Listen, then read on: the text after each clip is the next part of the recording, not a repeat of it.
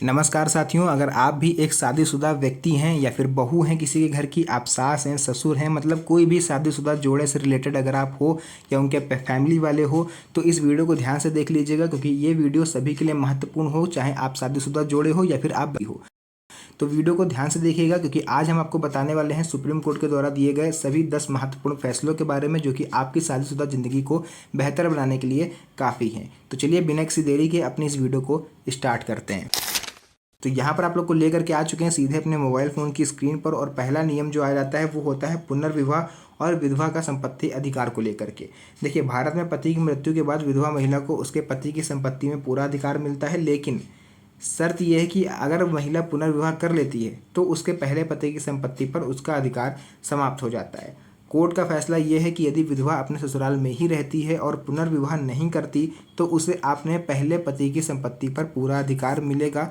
समाज में प्रभाव ये जाएगा कि यह निर्णय उन मामलों को रोकने के लिए है जहां महिलाएं पुनर्विवाह के बाद भी अपने पहले पति की संपत्ति पर दावा करती थीं, जिससे परिवार में विवाद और धोखाधड़ी की स्थिति बनी रहती थी। न्यायिक उद्देश्य इसका यह है कि इससे संपत्ति विवादों में पारदर्शिता आएगी और कानूनी प्रक्रिया सरल हो पाएगी। दूसरा नियम आ जाता है पति की आय पर माता पिता का अधिकार।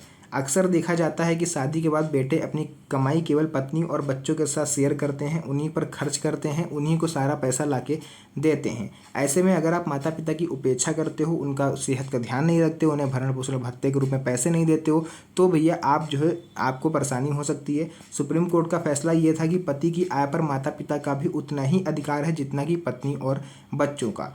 कानूनी प्रावधान यह है कि यदि बेटा माता पिता की देखभाल नहीं करता है तो माता पिता कोर्ट में जाकर अपने भरण पोषण का अधिकार मांग सकते हैं। सामाजिक संदेश ये जाएगा कि यह फैसला पारिवारिक जिम्मेदारी को मजबूती देगा और बुजुर्ग माता पिता की सुरक्षा सुनिश्चित करेगा। इसी के साथ साथ तीसरा नियम आ जाता है मानसिक क्रूरता और करियर और प्रतिष्ठा को नुकसान। देखिए, पति पत्नी के रिश्ते में यदि कोई एक दूसरे के करियर या सामाजिक प्रतिष्ठा को नुकसान पहुंचाता है तो इसे मानसिक क्रूरता माना जाएगा। कानूनी रूप से अगर मैं आपको बताऊं तो यह है कि यदि पति पत्नी की पढ़ाई या करियर में बाधा डालता है या फिर पत्नी जो है वो पति की प्रतिष्ठा को खराब करती है तो यह अपराध की श्रेणी में आएगा। दंड का प्रावधान ऐसे है कि यदि ऐसे मामलों में पीड़ित पक्ष कोर्ट में केस दर्ज करा सकता है और दोषी को इसमें सजा मिलेगी। महिलाओं का अधिकार, यह फैसला खासकर महिलाओं के लिए महत्वपूर्ण है क्योंकि कई बार उन्हें पढ़ाई या करियर के अवसरों से वंचित रखा जाता है। घरेलू हिंसा, पत्नी का सुरक्षित आवास अधिकार, यानी कि देखिए, घरेलू हिंसा के मामले में पत्नी को पति के किसी भी रिश्तेदार के घर में रहने का अधिकार मिलेगा।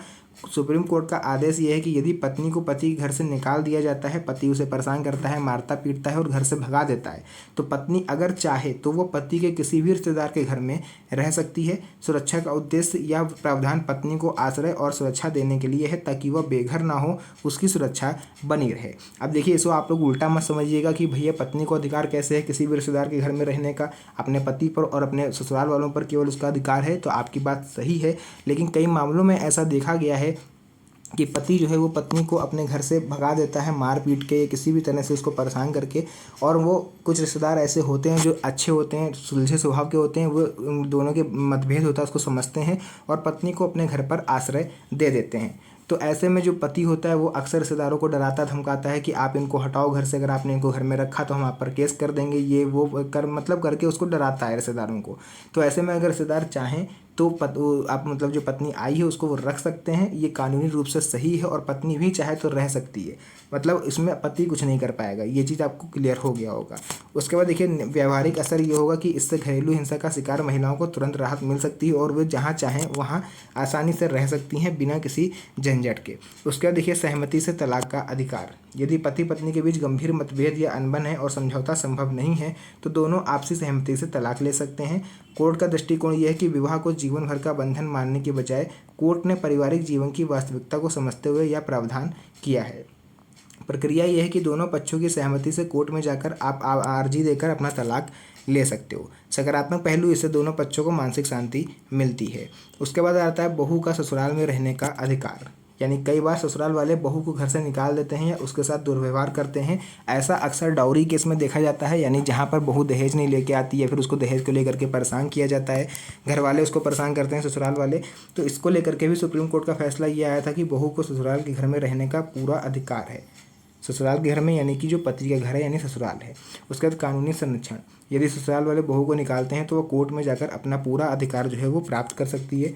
महिला सशक्तिकरण, यह फैसला महिलाओं को आत्मनिर्भर और सुरक्षित बनाता है। इसी के साथ साथ 7वां नियम देखिए आ जाता है कि नाबालिग पति और बाल विवाह का मामला, या अगर पति देखिए नाबालिग है और पत्नी उससे उम्र में बड़ी है तो पत्नी उसके साथ नहीं रह सकती जब तक कि उसका पति जो है वो बालिग ना हो जाए। यही सेम केस पत्नियों के साथ भी है।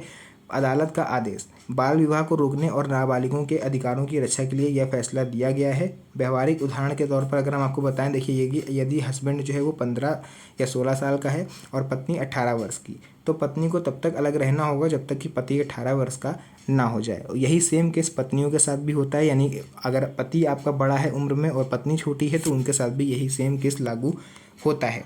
उसी के साथ साथ दत्तक बच्चों के लिए भरण पोषण का अधिकार, यानी अगर पति पत्नियों ने अपनी इच्छा से किसी बच्चे को गोद लिया है, उसके बाद अगर पति पत्नी के बीच में तलाक हो जाता है तो पति को पत्नी के साथ साथ उस बच्चे का भी गुजारा भत्ता देना होगा। यदि पति पत्नी ने किसी बच्चे को गोद लिया तो पति उसको दत्तक बच्चे को भरण पोषण देना होगा। बाकी ये सब कोर्ट का निर्णय है जो आप यहाँ पर खुद से पढ़ सकते हो। इसी के साथ साथ देखिए 9वां नियम आ जाता है पति पत्नी के विवादों का समाधान, यानी पति पत्नी के बीच विवादों को सुलझाने के लिए कोर्ट ने कई दिशा निर्देश जारी किए हैं। न्यायिक पहल, देखिए अगर आप तलाक की अर्जी दोगे तो उससे पहले आपको 2 चरणों से गुजरना होगा। पहले तो आप आपसी संवाद करके आए हो, अगर आपके बीच में बात नहीं बनी तभी आपने कोर्ट का रुख किया है तलाक के लिए। अब आप कोर्ट में आओगे तो सबसे पहले आपकी काउंसलिंग करी जाएगी, यानी कि आपको समझाया जाएगा कि अगर आप अलग अलग हो जाते हो तो उसके क्या नुकसान हो सकते हैं, अगर साथ में रहते हो तो उसके फ़ायदे क्या होंगे। और इसी के साथ साथ मध्यस्थता करने की कोशिश करता है कोर्ट ताकि आपका जो बीच में जो मैटर है उसको सुलझाया जा सके। लेकिन अगर फिर भी आपका मैटर थोड़ा गंभीर है तो फिर आप तलाक के लिए आगे जा सकते हो। 10वां नियम आ जाता है सामाजिक सुधार एवं जागरूकता।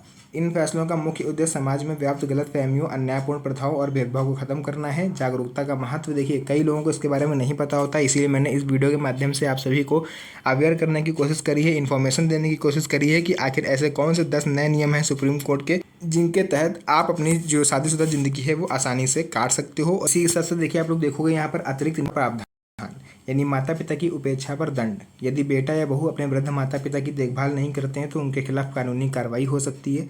महिला सुरक्षा कानून, घरेलू हिंसा, दहेज उत्पीड़न और अन्य अपराधों के लिए महिलाओं को विशेष संरक्षण और त्वरित न्याय का अधिकार जो है वो सुप्रीम कोर्ट की तरफ से दिया गया है। इसी के साथ साथ पारिवारिक संपत्ति में महिला का अधिकार, शादी के बाद महिला को पति की संपत्ति में बराबरी का अधिकार मिलेगा, चाहे वह गृहिणी हो या फिर कामकाजी हो, ये मैटर नहीं करता। काउंसलिंग और मध्यस्थता, मैंने अभी आपको समझाया कि कोर्ट ने पारिवारिक विवादों को सुलझाने के लिए काउंसलिंग और मध्यस्थता को अनिवार्य किया है, जिससे तलाक या अलगाव की नौबत आए भी तो वो कम आए। ठीक है, तो ये सब चीज़ें थी जो आप लोग के साथ शेयर करना जरूरी था, इसीलिए मैंने just awareness and information purpose से इस वीडियो को क्रिएट करा था ताकि आप लोग को ये जानकारी दे पाऊँ कि आखिर ऐसे कौन से नियम हैं सुप्रीम कोर्ट के जिससे आपको फ़ायदा हो सकता है। तो बाकी जो भी चीज़ें थी मैंने आपको पूरा क्लियर कर दिया है। वीडियो पसंद आई तो वीडियो को लाइक करके चैनल को सब्सक्राइब जरूर करिएगा और साथ ही साथ इस वीडियो को अपने यार दोस्त रिश्तेदारों के साथ शेयर करिएगा ताकि उन्हें भी इस चीज़ के बारे में जानकारी हो पाए। तो मिलते हैं आप सभी से नेक्स्ट वीडियो में एक और अच्छी इंटरेस्टिंग मज़ेदार वीडियो के साथ। तब तक के लिए धन्यवाद। जय हिंद।